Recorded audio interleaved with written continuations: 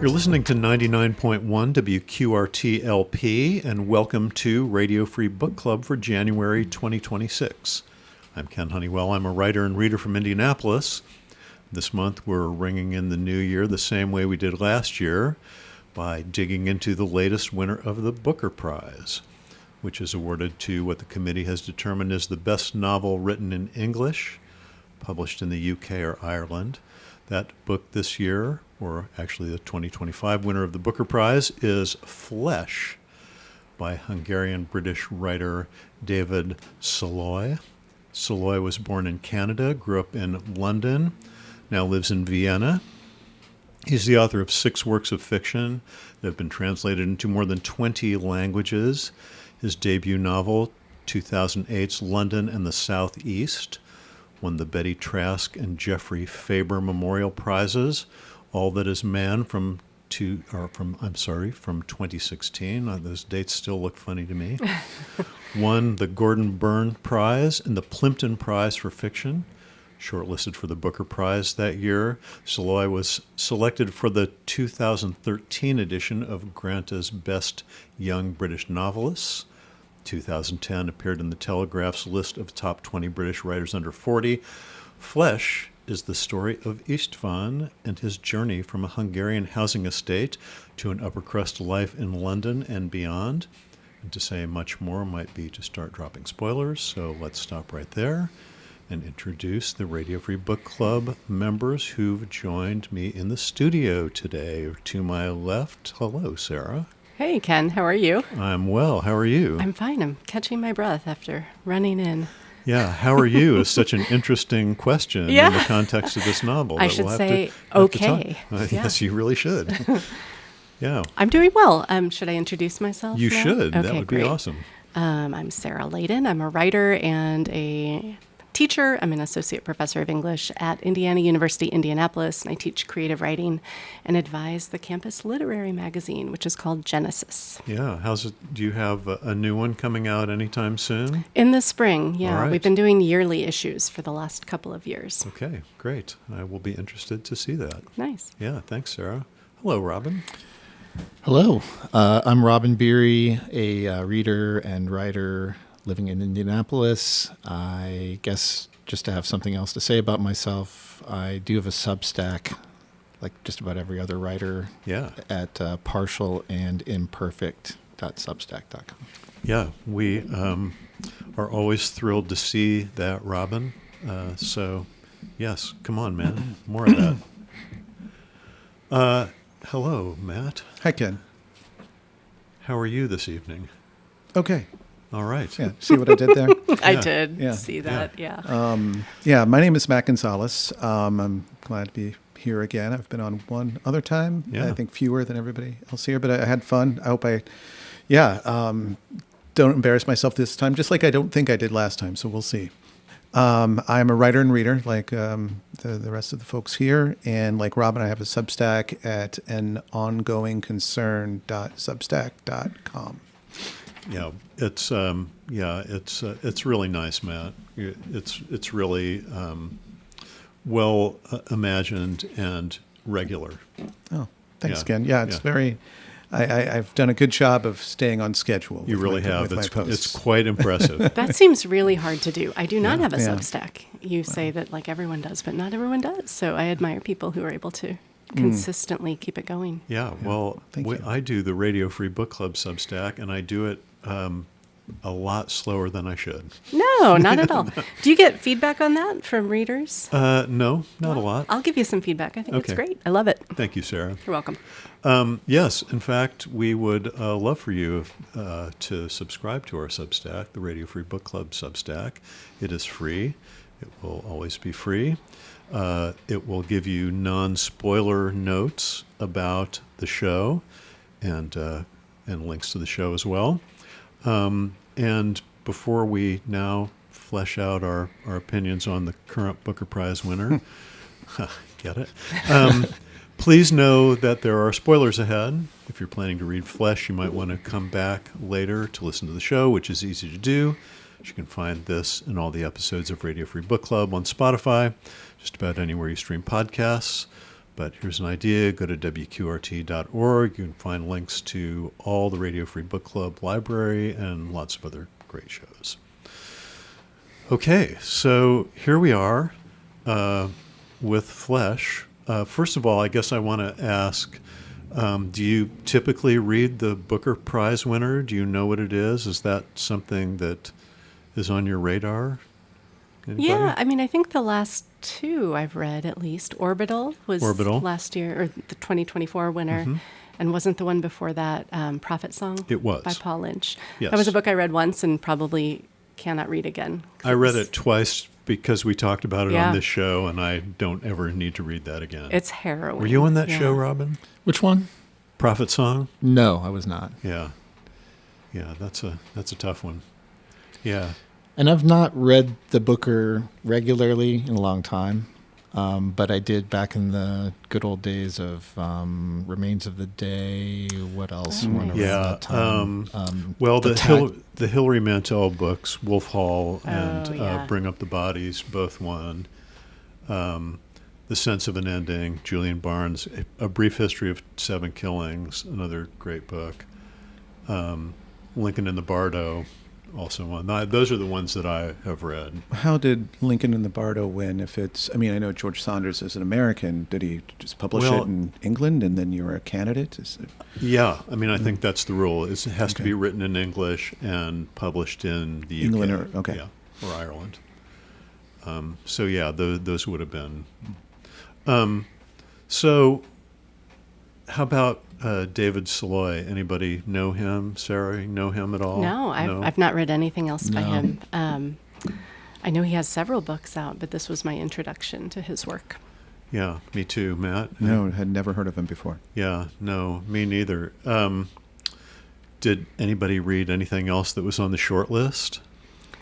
You know, I've read some of the writers, but I've not read their most recent books. Like Susan Choi, I really loved Trust Exercise. I loved Trust Exercise, and so I good. read that Susan Choi book, and I was not happy about it. Oh, the new one? Uh-huh. What's it called? Flashlight? Flashlight. Okay. Oh. I really wanted to talk to somebody about it after it.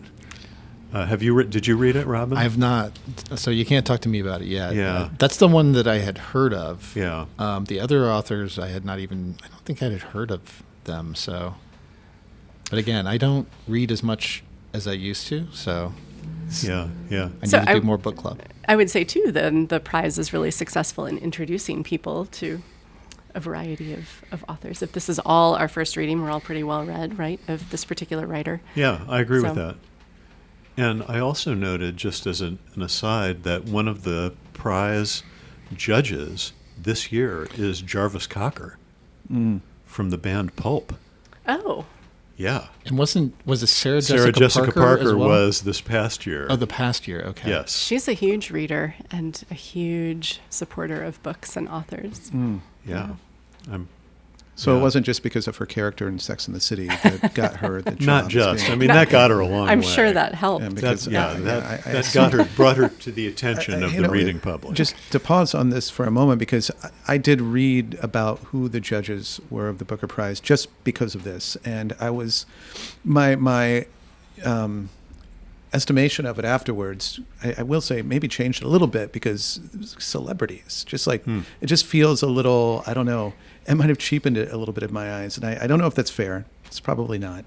Well, no, I think it's fair at least to talk about it. I mean, I think it's fair to talk about what makes this book extraordinary. I mean, is this, a book that you read and went, wow, that should have been a big prize winner? Anybody want to start that?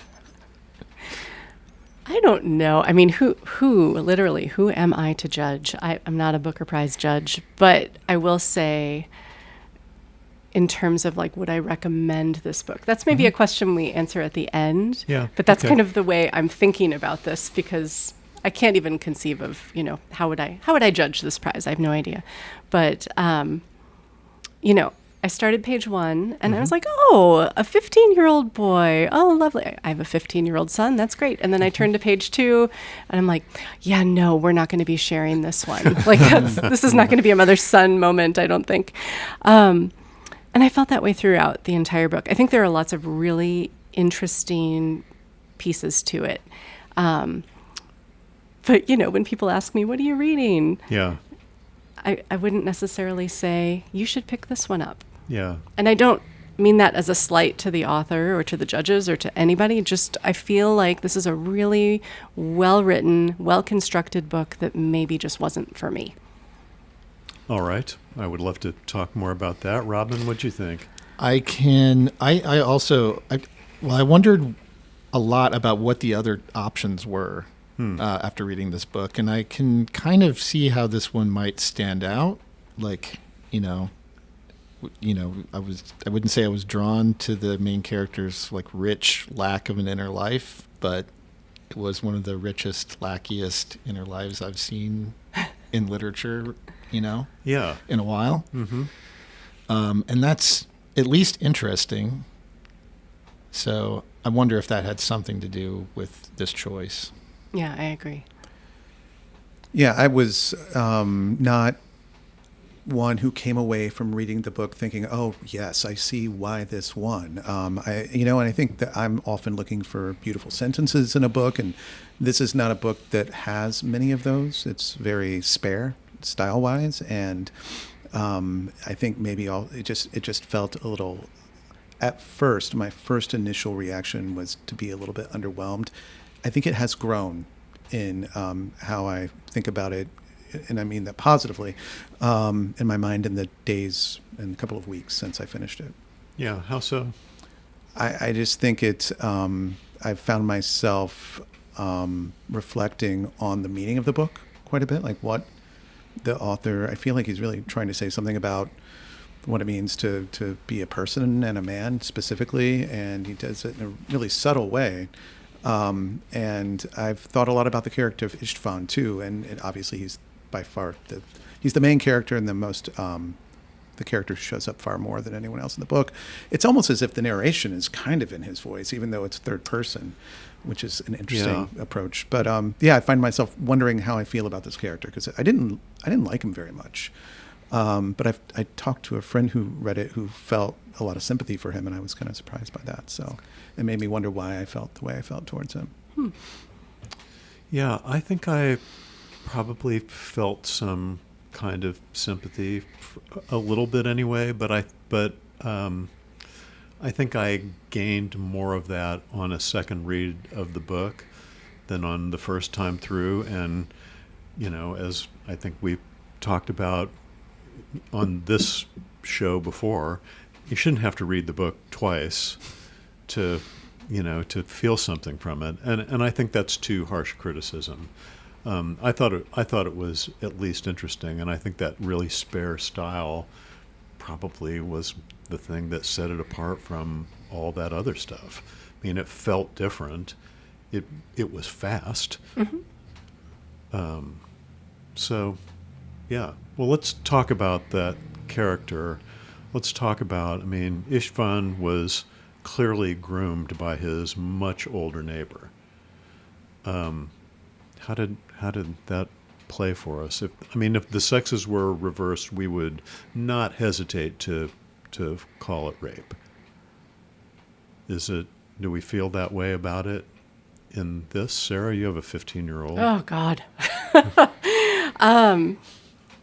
I think you've named it. That is what it is. It's rape and it's theft. She takes from him. I think that moment in the beginning when she grooms him, I was about to say seduces, but that's the wrong word because that's not what it is. She overrides what he actually thinks and feels. Because in some ways he's not sure what he thinks and feels. He's still trying to figure it out. He's still deciding. And in fact, he does know that he doesn't find her attractive. Yeah. And she overrides that by making it about the flesh, right? Instead of about what he might really want and what he might really desire. And to me, that's theft, And I think that every action in the book, everything that happens to him in the book comes back to that he doesn't have the inner resources to make decisions most of the time, or to be a more active participant in his life as opposed to a passive person that a lot of not great things happen to. Yeah, he is very passive. I mean, even in his success later in the book, he's a pretty passive participant, and even in his success, until it all blows up that one time, until he blows up. Yeah, interesting. Robin, what do you think? You're nodding your head over there a little, anyway. Yeah, I mean, it's somewhat difficult to get a read sometimes on how. I mean, it's definitely difficult to get a read on how he feels about things because we're not often told. But it is made clear that he's not attracted to her. I feel like there's some suggestion even of beyond that, like repulsion. Mm-hmm. And so, I mean, apart from his age, you know, I was never ever tempted to see this as something that he had chosen. So yeah, I mean, it is. It's an uncomfortable way to start the book, for sure. Mm-hmm. I'm not sure how I see it reverberating throughout, and I guess partly it's, again, due to never feeling like I quite get much in terms of like, he felt this way because, you know, of this past experience that happened to him. Mm-hmm. You know, and maybe some of those time jumps have something to do with that too. The book is arranged so that we kind of close one chapter of his life and then we open, you know, a few years later, sort of in scene, you know, in process. Mm-hmm. And we sort of fill in the blanks after that. So that they may have had something to do with that disconnection. But it almost did sort of feel like there wasn't a ton of cause and effect even in his life. Like passivity, I guess, will also do that to you, you know, when you just sort of respond to whatever happens along. Mm-hmm. Yeah. Matt? Yeah, I think it's interesting to remember that there's a scene before he's seduced or groomed by the older neighbor where he is brought to a home with another teenage friend that he's made in the new school, the new town that he's living in, with the intention. I mean, the book is, you know, very obsessed with sex. I mean, it's obviously throughout. I mean, it's most of what's chronicled in his life, and most of the relationships that even his wife, his eventual wife, that starts with this, you know, sexual encounter that's really has nothing to do with any kind of emotional intimacy at first, anyway.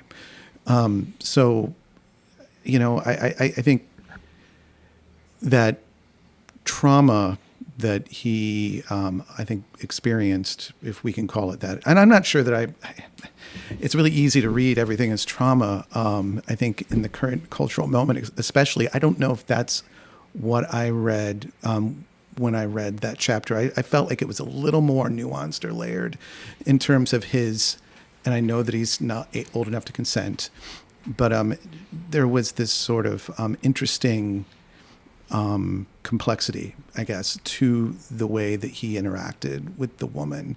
There was lots of opportunity for him not to participate in this. And there was a lot of expression of him enjoying it, even though at first he was repulsed and at first he was. So I think that, to me, you know, you have the first scene where he's brought in to a room where he hopes to have sex with this girl who's his own age, and she rebukes him, isn't interested in him because he's awkward, apparently.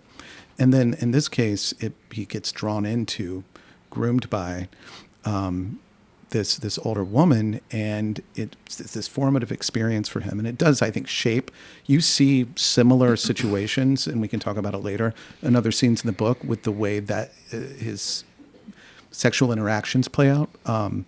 But I don't know that I don't want to oversimplify it to, he had this, you know, incredibly traumatic childhood experience and it's shaped his whole life. I feel like there's something different, I think, that the author is doing, in my opinion, with that obviously very formative and very, very troubling, definitely to an adult. Right. And I also have teenage boys. Oh, boy, we should talk. And I also would not recommend this to them to Right, read. right. Well, that's interesting, too. That initial scene when he's with the girl who's his own age, I don't think that she rebuked him. I think that she was like, what's up with you? You don't know what you're doing, because he was so inexperienced. I think that was meant to show us his vulnerability and his lack of savvy in these situations. He doesn't even know what he did or didn't do wrong. But it's also like, when you think about, this is set in the 80s, and when you think about the 80s and you think about how little information we had about stuff, like, how does he find out about life and love and sex? I mean, it's like the magazine that's falling apart under his bed or in his bedstand or whatever. And I think that also gets at Ken's initial question, too, about what do we call this for a boy versus a girl? Because I think that, for a very long time, and maybe even in present day, we do tend to look at this type of experience as like a rite of passage, and it's something that is like manly making or whatever. But I see it, and I'm not trying to read this like through a mother's eyes or anything like that, because I have some things to say about his mother when I reread the opening of this book. But I think it's just that it leads to violence. His passion, or what he feels is passion for this woman, leads to a violent act when he's trying to find her and get to her, because he's desperate. And then he inadvertently, and I think accidentally, kills her husband. Spoiler. If he even did, I mean, I don't think it's even clear that he pushed. I mean, he says he pushed him, but he's not sure that he pushed him. Right. I mean, that's another aspect of this. I mean, not only were there big gaps in time, we also didn't always know exactly what was going on in the narrative. Right. We didn't get a lot of detail. Yeah, I think that's true. And I think the police suggest to him, like, you wanted to do that. And he said, did I? Maybe I did. Like, he's very easily persuaded. Yeah. And I think that shapes him. I don't think the woman got in trouble. I mean, we don't know. We never hear about her again, do we? No, never hear about her again. Yeah. We're talking about David Szalay's Booker Prize winning novel, Flesh. Sarah, you mentioned the mother. Let's talk a little bit about some of the other characters. What do you have to say about the mother? Well, on second read, I noticed that they moved to a new town, and he starts at a new school. Like, that's the first line. I kind of brushed past that because so much happens in the first 2-3 chapters, which mirrors the ending when his wife and child are driving not away from him necessarily, but also, like, there's talk of going to a new school, right? But then the mother, Istvan's mother, wants him to help the neighbor. Right. She's been very helpful to us. She says it twice. And so there's almost this implication that she has kind of loaned out her son to this woman. How interesting. I could be wrong, but on second read, I was like, that's a really interesting repetition. And given the way the mother comes back around toward the end and is very interested in the financial dealings of her son, I don't know that she's acting in his best interests always. Sarah, that's why we invite you to this show. Because I get mad at the characters and get really fiery about them. Yeah, that's great. Yeah. Robin, anybody you found especially interesting or? I thought Mervyn was an interesting. I mean, he certainly turns, like, saving Mervyn, the guy who's been beaten up in the alley, and saving his life, and then meeting him and his wife and becoming a kind of bodyguard trainee. That really, like, kind of a big hinge in the novel that tips his life in another direction. So he was interesting to me. I mean, Helen is very interesting, although, again, I just always kind of had a feeling like I just kind of want more of everyone. But another older woman. she definitely, as people have implied, like their relationship starts as sex and I think becomes something deeper. I mean, as much as we can tell, they have a child together. She seems to love both of her children. Her son Thomas. That's a very difficult love, though, because he rejects Istvan, and so she was an interesting character. I agree. The mother is very interesting. Like her part in the story closer to the end is, that is one of the other closest relationships that Istvan has in his life, and yet still there's a lot of vagueness there. So. Mm-hmm. Yeah, I'm not sure the characters outside the woman in the first sections were that interesting. I mean, that it was so episodic. It was Yes. a few pages in this part of his life and then out of that, and it wasn't until we got to London that we had some continuity of characters. But I thought that guy was interesting too, Robin. We didn't really know about why he was getting beaten up in the alley. We never found out about that. What's he doing at 4 a.m.? Right. But I loved his, training of Istvan. He Istvan would answer him, yeah. He'd say yes. Just kind of over and over. And the word Helen uses for that training. She says, he's grooming you. Oh, right. Interesting. Yeah. Yeah. What do you think, Matt? What about Thomas? Thomas was, as far as characters in this book go, an interesting character. I didn't find many of the characters outside of Istvan to be that compelling, because I don't think that you're seeing a lot of them through his eyes, and I just don't think he had he had very much interest in the inner lives of the people, even some of the people he was closest with. I mean, you can see that in the way that he spoke to them, and sometimes didn't seem to be that engaged when they were speaking to him. And I think that made for the reader, it was hard to really get a sense of who these people in his lives really were. But to answer your question about Thomas is interesting because he's this, in as much as he has this antagonizing person in his life as an adult, it's Thomas who's kind of screwing everything up for him, near the end. And he, in many ways, represents a man of a later generation, of a different class than Istvan.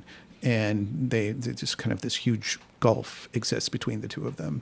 And there's a real hatred there at some point in the book on the part of Istvan and the part of Thomas. I think always on the part of Thomas. He never likes Istvan. I think Istvan tries because, he's his stepdad, but I think it's a frustrating experience for him, and he thinks that he's unreachable, for him. Yeah, he kind of tries. Kind of, yeah. He plays tennis with him. He tries at Helen's. She asks him, and he tries. Right. And he also has some personal, interest in trying, some financial interest in trying eventually, and he does. Right. We can get to the big. Some of the other thing I'll say about this book before I finish is that I think there's some pretty implausible plot things that go on that I was like, that's a bit unlikely. Oh, like what? It's one of them is near the end of the book, and I think a really important part of the plot. Do you mind if I share? No, sure away. Well, it's where I didn't know if I was jumping We're spoiling ahead. this, everyone. Sure, but so near the end, and we all know by this point, so Thomas and Istvan have had their big falling out. Istvan has come to the event, the gala or whatever, and accused him and his mom, Helen, of stealing from his trust.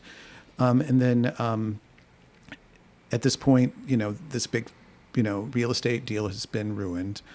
And he knows that Thomas will be able to basically deprive him of all the money that he enjoys through his marriage to his mother.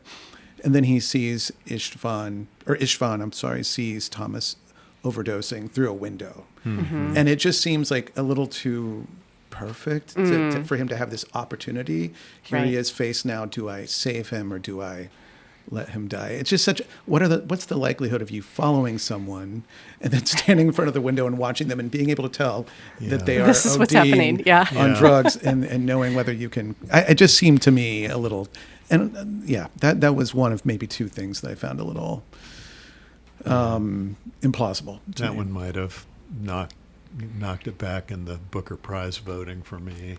Yeah. That was pretty, yeah. I thought he was following him to, confront him or have have it out with him in some way. But it also, this is a plot mechanism again, but it also allowed him the opportunity to be a hero with no benefit to himself. Because if Thomas had died, he might have been next in line for the money, but he didn't let him die. Right. And that's the way I read it at first. And then I was like, did he know for sure that if Thomas had died, he would get the money, or was he worried? Yeah, that's a good question. I don't know. Maybe he wanted Thomas to live so that he could talk him into, making sure that I don't know. Like, I was like, at first I was like, oh, look, he's done the morally right thing. And this is a book where he really almost never does the morally right thing. He seems sort of indifferent to what's morally right, It's interesting because I think that's true in a lot of situations, especially with women. But he also saves, what's his name, Mr. Nyman. Yeah, that's true. He saves him in the alley. Merlin, Like he's a hero in that sense as well. And he's a war hero. Yeah, he's a hero at war too. Yeah. No, he has courage. Like he has this virtue of courage or strength or whatever. Right. To rescue men. Yeah. But he never. We don't know about his father at all, do we? No. Not to psychoanalyze, but I think that's an interesting omission in the book. Yeah, Doesn't come up I would agree with once. that. Yeah. So we've talked a little bit about the fact that so much is left out. There's big gaps in the narrative. There are smaller gaps even within each section. There's not a lot of interior life of any of these characters. What was that experience like reading it? Does that make it more challenging, more interesting, more like I don't care about this? What do you think? It was smooth like a good bourbon. It goes down so easy. It really did. I am serious about how smooth it was. Like I agree. I was with you. conscious, like when I got the book, I'm like, oh God, this looks a little longer. Because I had trouble getting a copy, first of all. I did too. So I didn't have a lot of time. I'm like, oh, I'm not sure that I'm going to have to push to get through this. And it just went so quickly. Yeah. And but then eventually I kind of realized, like, oh, it's going quickly because, it's all surface, and, a lot of dialogue. Not a lot of, internal thoughts of characters to look into or ponder. I disagree with you. A lot of dialogue, just not a lot of words. Right. Yeah, true. I don't know that this is a perfect analogy, but just sitting here, I kind of wondered, like, is this what it would have been like if, like, Raymond Carver had written a novel? I don't think he ever really did write anything even remotely this long. No. But he was sometimes, that way. Like, everything was a little bit exterior, not really looking too much into why people did things. You kind of have to supply your own reasons. And do you know about his editor, Gordon Lish? Yes, yeah. Because apparently some of his earlier drafts, Carver's earlier drafts, he was really over the top emotional. And it was Lish who cut that back and made it more spare. That's true. That actually, Lish might be his, Mervyn, maybe. Yeah. Be seen and not heard. But I think I'm more sympathetic to Carver's characters, I feel, overall, than I was to Isfan. So I think you know what Carver's characters care about. And I'm told in this book, I'm told what Isfan cares about. I'm told that he feels a certain way, but I don't feel it when I read it. I feel like I'm on the surface of things. And some of that is the narration, which is, it's third person, but it's close third. I think we're only in his perspective the whole time. No, we're not. No? there are several scenes where we're in Thomas's perspective. Oh, I don't and remember I think that. also Helen's. I think there are a few. Okay. Yeah. Okay, I missed. I felt missed that was a little jarring, actually. But not a lot. Not a Would we lot. say No, predominantly we're with him? Oh, yes. Okay. Yes, like 90%. Okay, I'll go back and look. That's interesting. But I mean, everything is so withheld from us. So I'm looking at, this is on 139, and she gives him the tie as a present, and he's refused it a few times in the store. He's like, no, I don't want it. No, I don't want it. She buys it anyway. Again, like somebody pushing something on you. And it says, the text says, it's not actually the first present that she's given him. There have been other things. And that use of things, it happens maybe 3 or 4 other times in the book where we don't know what he's talking about, what he's pointing to, what that thing is or what it signifies. And that withholding feels a little, what's the word I'm looking for here? Like kind of stingy. I want more. I'm a very greedy reader. And I want to, what fiction can do is put you inside somebody else's head and somebody else's emotions so you can feel them too and experience them too. And I feel like I didn't get that here. And I greedily wanted it. Huh. Interesting.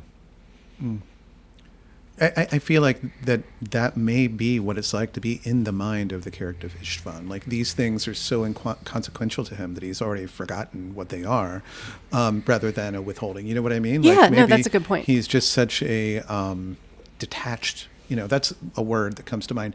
And by the way, I wanted to ask you all, one thing I read other people, a word that people use to describe the experience of reading this book as hypnotic. And I wondered if you had that experience. Did you find it hypnotic? Just hypnotic reading? Perhaps in a way. Yeah. I found it when everything is this spare and exterior, I almost feel like there's a buzzing in my ears. Like it's like I'm like just another step, 2 steps back from the characters. And is that in a pleasurable way? Like when you hear hypnotic, it seems to imply something good. Like I don't know. I think I was too aware of literally 340 times the word okay was used. How did you come up with that number, by the way? I Googled it. Did you? Okay. I did. Because I did wonder. I wasn't. Yeah. I thought about. Well, I didn't have it on a Kindle. I thought if I had it on a Kindle, I could just probably actually see how many times the word was used. But Google Google does all my thinking for me these days. That's okay. Well, I don't think I felt hypnotized, but I did read it pretty quickly in a couple of shots. Like I wasn't just doing a page, chapter here, chapter there. I was reading big chunks of it and read it pretty quickly. So I don't know. Is that a form of being under a spell, under a book spell? I don't know. Is it hypnotic in some way to go through life like Istvan and just, Good point. Yeah. to not worry about why you're doing things or, whether there are other options. There's a kind of appeal in that. It feels like a unhealthy appeal. Like it's not really good for you, but you might succumb to it anyway. So, obviously, there's a lot of sex in the book. Is there a lot of love in the book? Is there any love in the book? Does Istvan know what love is, or is it just, or does he have any idea? Though many people tell other people, "I love you," and it's rejected, I think, every time it's said. He tells the Is that lady, right? Wow. he tells the lady, "I love you." She says, "Don't say that." Helen tells him, "I love you." He says, "Don't say that." It happens at least one other time. Yeah, it happens with the groundskeeper's wife. Right. Oh, She says, she "I love loves you." him. He says, Yeah. "Don't say that." Sheminsky? I forget the name. Yeah, Yeah, Szymanski, I think. But he has this sort of weird, unhealthy sexual affair with her after. Is it after Helen After Helen's is in the death, hospital yes. or dead? Yeah. Oh, yeah. She might have just She been might in be the in hospital. Yeah, Mhm. right. Yeah, and he treats that woman much like he was treated by the woman in the. I mean, yes, the telling her. I guess actually he treated her even where because he was violent with her, if you remember, and, Right. and he Seems enjoyed like, that. yes. And but anyway, yeah. So, what do we think Flesh has to say about masculinity? Any either of you he-men like to reflect on that? I'm just going to sit back and eat a bonbon while you talk about it. It feels like a pretty narrow spectrum of masculinity, but I can see where people might, find that an interesting question, I guess. The bodyguard, I mean, he literally, is kind of just a body, of imposing presence, a sex object. And to the extent that, some men hate having to be more than that. Maybe there's something there. I don't know. I don't know if that's actually true though. I kind of like hear men complain, like, I don't want to have to talk about my inner life. I should say I sometimes hear that a lot because my job is that I'm a therapist and I work with a lot of men, Wow. but I always sort of assume that, down there somewhere, there's something that they would like to talk about. And he goes to therapy a couple of times. He true, does, yeah. and Yeah. actually, we probably know more about him from those little bits of conversations with therapists Yeah. than we do throughout the rest of the book. Very interesting. Yeah. Yeah, I was aware before reading it that people had said that it was a book that was making a statement of sorts about masculinity, and I was surprised while and after reading it that was the case. Because, I mean, I think it's talking, obviously, you have this very masculine main character, and he is, I think it's also saying something about class, and about just, it's kind of an existential book to me. He kind of feels like a Camus character in a way. Oh, in yeah. the way that he's just sort of he's kind of drifting along with the winds of like whatever life kind of brings his way. But there's also this, there is this, I think, addressed yearning or something in there that you can detect in this man, that is never really, he's not able to access, and that he may not even know how to or if it's there.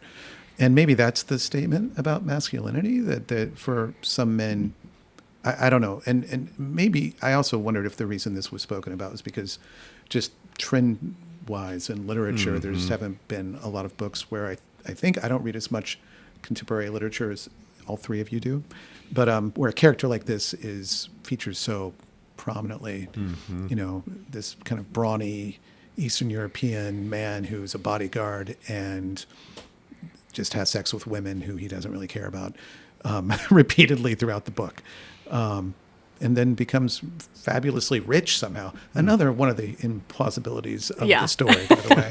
Yeah. It's just how rich this man, but I think there's almost a fable quality to this book, I feel like. Oh, that's interesting. I hadn't thought about Too, that. that so yeah, I don't get it. Like, I don't walk away from this book thinking, wow, I really have new insight into Some profound comment on masculinity. Yeah, I just didn't get that. Yeah. But maybe I'm missing something.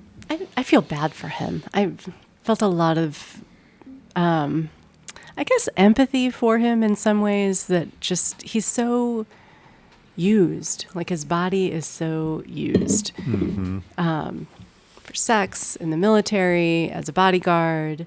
It felt sad and empty and surfacey. And, I'm sure he does have an inner life of some kind, but I don't know what it is. And to me, that is sad too, that like, how much can you know about a person? I want to know lots about people, but we don't get to do that here. Yeah. We're talking about David Szalay's novel, Flesh, This is Radio Free Book Club. There's a point early in the book in chapter 2 where Istvan has been in what we assume is some kind of juvenile prison. He's out. He's hanging around the Tex-Mex place with his she might be like a stepsister or something like that. She's Yeah. not quite relation to him, I think. Her name is Nomi. And he kind of has a date with her. Kind of. We're not sure whether, she sees it that way. She seems to see it that way, but she won't admit that it is. And he says, "How are you?" And she tells him it's a weird question and says it's the kind of thing grown-ups ask each other. And that scenario plays out over and over and over throughout the book. Some variation of "How are you?" and the answer being "okay," or some variation of "okay." And it's kind of crazy making how often, to me it was, how often that happened. But I also think, how often does that happen in my life? How often, when you first see somebody, do you say, "How are you?" And the answer is, some form of "okay." It made me think differently about it. I'm not sure I enjoyed it anymore, but it kind of made me, what do you think she meant by that's kind of an adult thing to do? Is it? That is it an adult thing to it's a do? strange comment. Asking someone how they are, that's an adult question. But then she asks him the same question a few pages later. After, they kiss, and then she says, "No, that's not happening." After he thinks maybe something will happen, she's like, "No, that's not happening." Then the next morning, she asks him, how are you? Right. And the doctor also asks him that after he breaks his hand. Yeah. Because he recognizes him. They went to high school together. And he became a doctor, and Istvan became Right. somebody who doesn't know why he hit a door and is now getting his hand, quote unquote, fixed. It's an interesting question, but it's also like that "okay" is just one more barrier. That he puts up the barrier, and then what's behind it? I don't know. Yeah. I part of me is tempted to see it almost in the opposite way sometimes. Like maybe there's almost like a purity in his, unwillingness to elaborate in a way that might not feel natural to him to participate in the, kind of social game of being a human. And he's just saying he has nothing more to say than that. That's all there is that he feels, and that's all he's going to say. And if you think of it like that, and I'm not sure that I do, it's something that I'm experimenting with right now as we sit here and have this conversation, there's almost this admirable quality in his sort of monkish way of communicating, He's not bullshitting anyone, He's just like, okay. He has nothing else to say. And it's almost weird how that is such a neutral word. It's not really positive or negative. It's kind of the most neutral way of responding to something while still affirming that you've heard. Anyway, this is why I find this character fascinating on further reflection. I can't decide whether he's a victim or whether he's a perpetrator of bad things, because I think he is very arguably both things. Whether, there's more to him or there's not. And I think the author does a really good job of there's a lot here for you. It's like a psychological novel. And if you're interested in trying to psychoanalyze this character, I think there's a lot of interesting characteristics to this character to dig into. Yeah. Robin, did you have that temptation to psychoanalyze this character? I know. Now that I know you're a therapist, I'm like, tell us more. I would have wanted more detail, right? But I'm interested in what Matt said. I wonder, what he is both victim and perpetrator, And it is interesting that even if I don't think he would probably identify as either one. He wouldn't probably admit to either one, but whether or not you do, you still are. And we all kind of are. So he doesn't really have to like think of himself as a victim to be one. He doesn't have to think of himself as a perpetrator to be one. I don't know what that means. Other than just that, life happens to you whether you notice it and, pay attention or not, I guess. Yeah, and I feel like that's like a big theme in this book is just, to me, the idea of free will is kind of like a thing that this book is exploring. Like how much agency does he really have and what happens to him? And the name of the book is Flesh, and I feel like what is really the driving force in his life, in as much as there is one that's attached to him, is just sort of these fleshly desires, either his own or those of people around him, and he just sort of has no power to, it's almost as if there's no other part of him that wants to make decisions. It just sort of makes decisions for him on his behalf. And it's weird to talk him in a split sort of way like that. But that's kind of how it feels reading it to me. Sarah, you're searching for something there. I was, and there was one thing I marked. This is on 163, where he's with Helen. And he asks her, "What is this?" "What?" she says. "This," he says. "Us." "I don't know," she says after a long silence. "It's okay for you," he says. And then they kind of have this back and forth. So, I mean, we do have these moments where he is trying to understand and trying to define something for his life. But it's also only through these moments of kind of chance that things work out for him. It's only because Helen's husband has a recurrence of cancer and dies that he's able to have this life. And Thomas saw them together before his father died. So, of course, we understand why Thomas feels the way he does. Same with the sister. Matilda. Yeah. So I kind of feel like some of the characters in the book fulfill that role. They show us,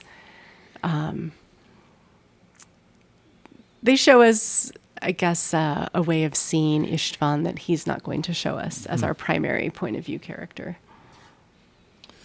I just want, if anyone wants to react to this, just wanted to say that what the Booker Prize Committee says about the book. It says, "Flesh is a disquisition on the art of being alive and all the affliction that comes along with it. The emotional detachment of the main character, Istvan, is sustained by the tremendous movement of the plot. The pace of this novel speaks to one of the greater themes, the detachment of our bodies from our decisions." I really don't like the semicolon they put in there, but I mean, other than that, does that seem like this book? One of the greater themes, the detachment of our bodies from our decisions? I'm not sure what that means. I don't know what that means either. I think the semicolon speaks to the detachment of our sentences from our decisions. Right. I bet you there are no semicolons in Flesh. Yeah, I don't know what that means. The detachment of our bodies from our decisions, because I don't. Yeah, I don't either. Sarah, what's the title of the book mean? So this kept popping into my head while I was reading it, A Pound of Flesh. And I was like, okay, that's either from the Bible or it's Shakespeare. So I looked it up, and it's Shakespeare. It's from The Merchant of Venice. Do you know this? I knew it was Shakespeare. Okay. I didn't know where it was from. Yeah. And I think the idea, which, I haven't read The Merchant of Venice, but I think the idea behind it is an unpayable debt. Okay. Like a pound of flesh is an unpayable debt. And Right. that flesh is always an unpayable debt in some way. That you can never get enough of it, maybe. And that it's also temporary because we die. See, Sarah, that makes a little more sense to me than the detachment of our bodies from our decisions, but that's maybe just me. Anybody else have a thought about the title? It signaled something different than what I got in reading the book. I definitely expected, it's kind of a lurid or kind of, provocative title. And while there's a lot of sex in the book, it's not a sexy book. No. I Not agree at with all. that too, yeah. Mm-hmm. When Ken said there's a lot of sex, I'm like, well, I mean, there's a lot of telling us that people had sex, but there's There is not a lot of yes. description of the Yes. act at this all. This is not a pornographic book particularly. So I think I feel like there is an irony in the title, in a way. Like flesh is not sexy. It's just your body. Yeah. Eventually it's going to rot and be eaten by maggots. Sorry. Yeah. It's true. Spoiler alert.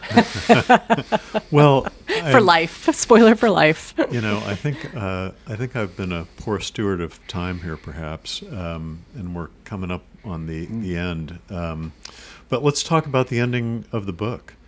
What'd you think of it? Our poor István is back in Hungary in a crappy little apartment in the future, by the way,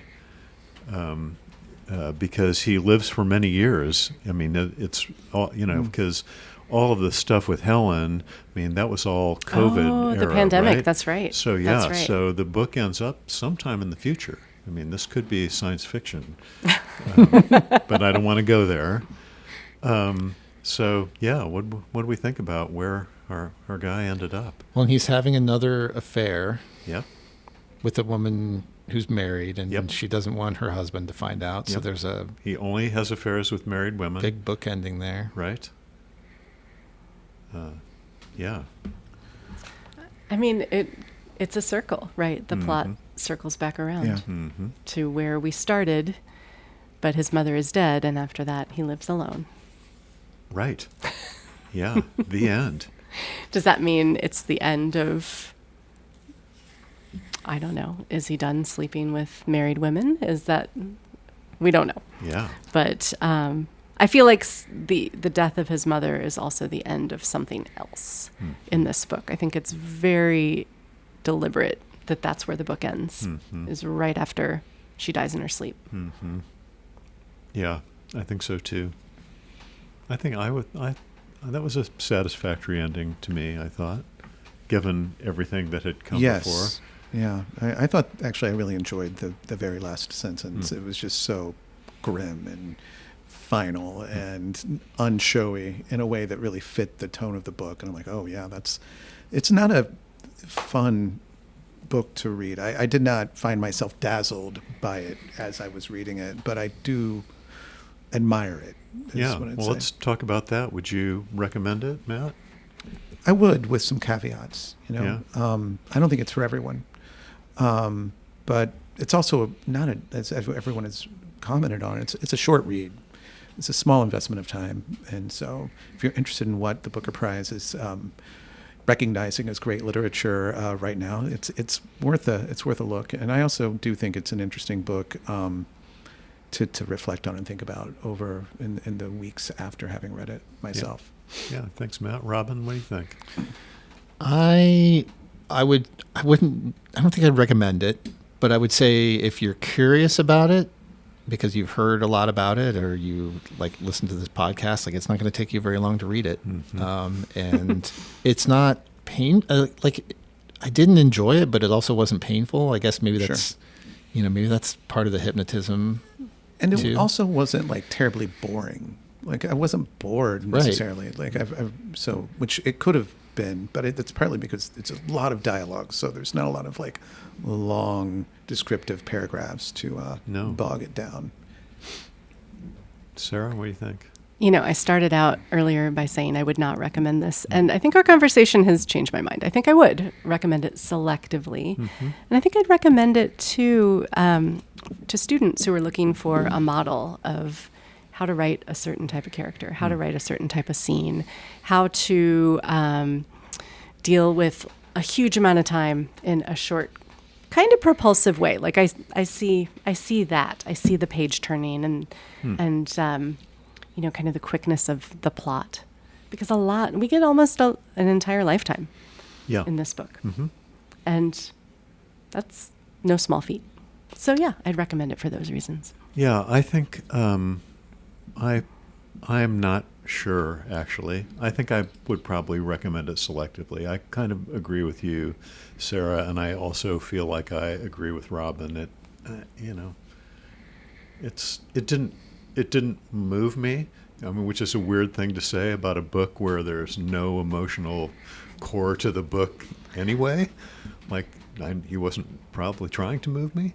But yeah, I don't know.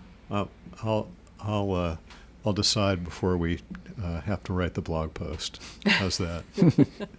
And with that in mind, we always need to have recommendations of another book you would recommend. Sarah, you have one of those? I do. I brought it with me. Life on Mars by Tracy K. Smith. This was also in my year-end wrap-up. Oh, yeah. It won the Pulitzer Prize. It's a book of poetry, and I really loved it, and I'm going to give you a copy. It's for you. Sarah, Yes. you are awesome. Thank you. You're welcome. Oh, that is excellent. Thank you so much. Thank you. Thanks for doing this. It's Oh, my gosh. so fun. Thanks for being here. Robin, you got something? Yeah, I'm going to recommend one that I mentioned on the blog, on the Substack for last year, Atavists by Lydia Millett. Oh, my gosh, I love Lydia Millett. Linked short stories. So not a novel by any means, like definitely they're short stories, but they're the characters do intersect with one another, characters from different stories, and it is also really interesting because I think it really pays a lot of attention to how our online lives shape our in-person lives. And that is such a common phenomenon now. You know how you there are people that you only know because you're friends with friends of theirs on like online. Yeah. She kind of digs into that a little bit, and I think it's pretty fascinating. That's interesting. I read an old Lydia Millett novel, Mermaids in Paradise. Have you ever read Mermaids in Paradise? That one's pretty funny. Yeah, it is pretty funny. I read that this summer. It was really good. Yeah, that's a great recommendation. Thanks, Robin.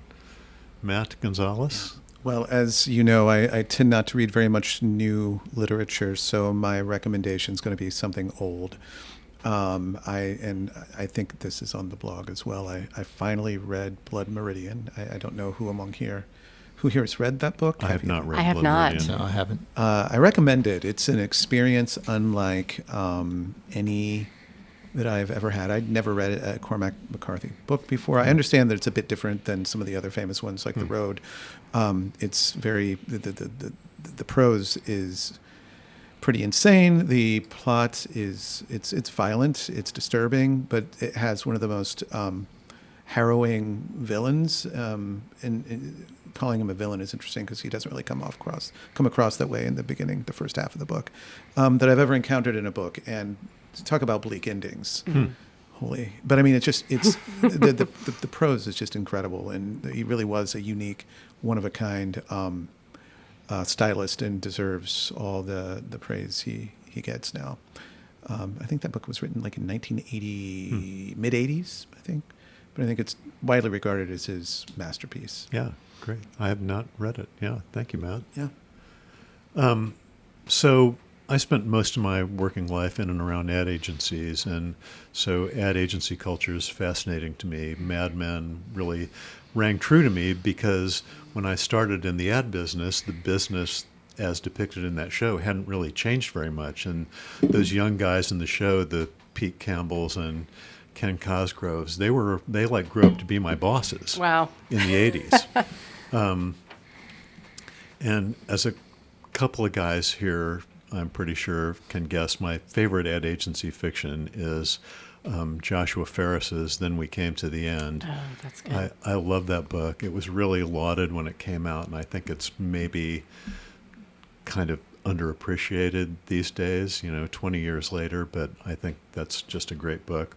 But I wanted to put in a good word for a novel by a young Spanish writer.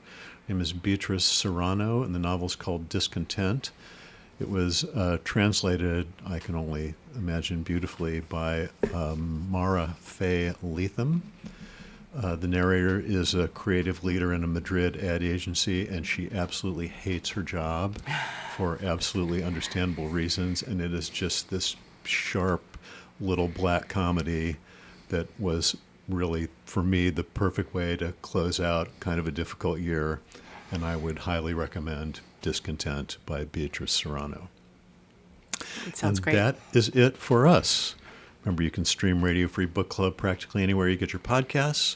We'd love for you to subscribe to the Radio Free Book Club Substack as well.